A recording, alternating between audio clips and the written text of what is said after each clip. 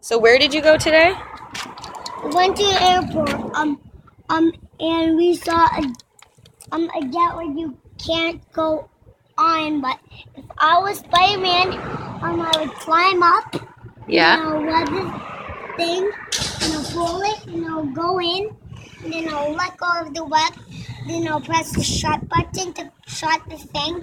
What then thing? I'll drive the thing what covers you so you can't fly right out. Okay. In what? In the jet. In the jet. So that's what you do if you were Spider-Man. And why would you do that? Because I would want to go in. And why can't you go in? But because it's just old.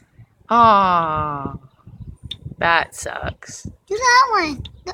The magic one. Okay, everyone, he's going to show you. This is what I used to open up that. But he likes... Show them the magic one. Da da da da! The magic one. All right, you press the magic one, okay? All right.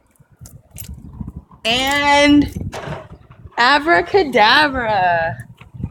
I think I just used a killing curse on our... What? I think I just used a killing curse on our door. Maybe Professor Snape can fix that. Let's roll out.